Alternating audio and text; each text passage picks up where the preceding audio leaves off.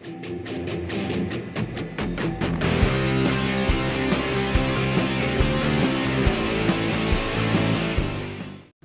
guys, selamat datang di channel Sopiler Anime. Membahas anime dari awal sampai tamat. Di video kali ini, kita akan membaca seluruh alur cerita Light Novel High School DxD Jilid 18 Part 4. Oke, let's begin. Setelah ayah Rias kembali ke ruangan, mereka mulai membicarakan mengenai masa depan kota Kuoh dan didapatkan kesimpulan bahwa mereka, yaitu keluarga Gremory, harus menyelesaikan masalah di masa lalu, di mana orang-orang yang menyimpan dendam harus dibereskan. Setelah rapat selesai, semuanya kembali ke kediaman Hyodo, dan keesokan harinya mereka pergi ke surga lapisan pertama untuk menengok ayah Irina. Di sini mereka memberitahukan situasi di dunia bawah. Ya, ayah Irina ini belum tahu kalau keluarga Bael sudah diserang. Tapi di sisi lain, ayah Irina merasa ya harus diyakinkan kalau perbuatannya tidak dapat dimaafkan. Jujur, perkataan ini saya kurang paham karena saya bukan ahli politik gitu kan. Tapi ayah Irina melanjutkan kalau percintaan antara pihak gereja dan pihak iblis itu yang dari keluarga Belial akan membuat keluarga Belial menjadi musuh gereja. Kok bisa sih? Dan ya, kalau kalian ingat, Belial ini adalah juara rating game. Ya, si ranking 1 itu loh. Di sini ayah Irina menundukkan kepala dan merasa berdosa. Ya, karena dia ini kan pemimpinnya. Dan sekedar info, kalau di Jepang itu menerapkan sistem kesalahan bawahan adalah kesalahan atasannya juga. Ya, meski tidak semua bidang sih, tapi ayah Irina ini memegang idealisme tersebut. Jadi, saat tragedi percintaan itu yang terjadi di masa lalu, sampai Yae terbunuh, akhirnya dia pindah ke luar negeri. Yap, ini adalah momen perpisahan Issei kecil dan Irina kecil. Lalu ayah Irina mengeluarkan sebuah koper yang berisi sebuah pedang suci. Pedang itu bernama Pedang Suci Hautel Kere. Lalu Irina mengambil pedang itu yang dikatakan setara dengan Durandal. Di sini semua orang beranjak pergi kecuali Issei. Ya karena ayah Irina ini ingin mengobrol sejenak dengan Issei. Perkataan ayah Irina ini cukup penting, jadi saya ambil intinya. Issei, Irina adalah kartu as dari Mikael, dan karena itu dia tidak bisa menjadi gadis normal. Tapi izinkan dia untuk menjadi gadis normal di hadapanmu. Kumohon jaga dia, jaga anakku Irina. Buatlah dia merasakan kebahagiaan gadis biasa. Gitulah inti perkataan ayah Irina. Aslinya panjang banget dan muter-muter, makanya saya ringkas.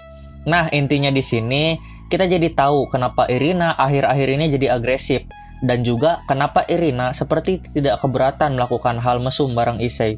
Jadi itu tuh karena perintah tuannya, yaitu Mikael, yang mengizinkan dia untuk bertindak sesuka hati, tapi hanya untuk Issei.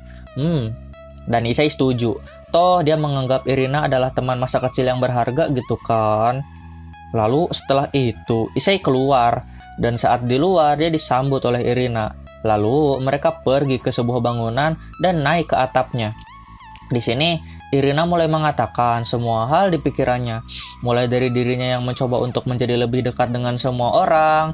Dan ya, Irina ini salah satu karakter realistis. Jadi, Irina akan periang dan cenderung memberi tawa pada orang-orang di sekitarnya. Tapi, di dalam hatinya, dia selalu merasa bimbang dan ragu. Dan jarang berpikir gitu kan. Dia akan mampu gitu untuk berteman dengan Rias, Akeno, ataupun tim Valley. Nyatanya, dia mampu. Tapi tetap saja, pikiran-pikiran negatif terbersit di kepalanya. Dan di sini, Irina mulai mengenang masa kecilnya, di mana dirinya dan Issei adalah seorang manusia biasa, hingga akhirnya takdir mengharuskan mereka berganti spesies menjadi iblis dan malaikat. Lalu Irina melontarkan pertanyaan berat pada Issei. Lalu, jika aku dan Rias berada dalam bahaya, siapa yang akan kau selamatkan? Sebelum saya lanjut, saya ingin menebak ya. Ini tuh kode anjir. Kalau di masa depan bakal ada kejadian kayak gini. Oke, lanjut. Lalu Issei menjawab, aku akan menyelamatkan kalian berdua. Itulah alasan kenapa aku mati-matian untuk menjadi kuat. Di sini Irina menangis karena dirinya merasa dia disetarakan dengan Rias yang notabene orang paling berharga bagi Issei. Dan Issei memeluk Irina dengan lembut. Anjir, romance atau NTR ya. Rias auto komen lagi ini mah. Pelukan Irina semakin erat dan erat. Di sisi lain, Issei juga memeluknya. White Man, kenapa Irina nggak jadi Fallen Angel itu? Kan dia menunjukkan nafsu di surga. Ya, seperti yang sudah saya bilang di atas tadi. Irina itu diizinkan melakukan apapun di depan Issei. Oke, lanjut. Singkat cerita, mereka turun dan berkumpul bersama keluarga Gremory. Lalu Akeno dan Rias berdiskusi dengan Griselda di sebuah ruangan. Di sisi lain, Asia bereksperimen untuk memanggil 4 ekor naga, dan naga itu berwarna hitam. Masing-masing memiliki nama. Yang pertama Anselmus, yang kedua Gregorius, yang ketiga Simeon, yang keempat Krill. Dan ya, di sini diketahui kalau naga-naga itu adalah naga jahat. Pas di Romania mungkin saja Asia membawa 4 toples dan mengkoleksi mereka. Enggak lah, bercanda. Jadi tuh saat di Auros, kalian inget kan para naga jahat menonton penggorengan sempak Asia?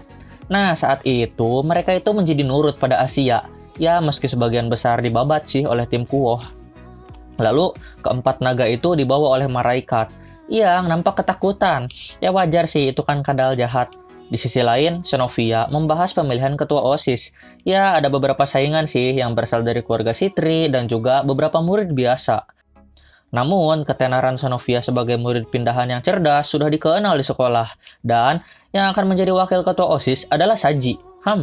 Di sisi lain, Issei bertanya tentang kontrak sihir Kiba dan Koneko. Ya, karena hanya dirinya yang sudah diketahui berhubungan dengan penyihir, sementara yang lain belum loh. Dan Koneko menjawab kalau dirinya menjalin kontrak dengan seorang gadis SMA yang seumuran dengannya. Lalu, Kiba menjalin kontrak dengan laki-laki yang berada di sekolah dasar. Di sisi lain, Akeno dengan seorang gadis remaja. Lalu, anggota sisanya belum menentukan pilihan mereka. Jadi baru ada 4 orang dari keluarga Gremory yang sudah menjalin kontrak. Lalu seketika terjadi gempa dan langit terbelah. Dan di sekeliling langit menunjukkan simbol-simbol malaikat.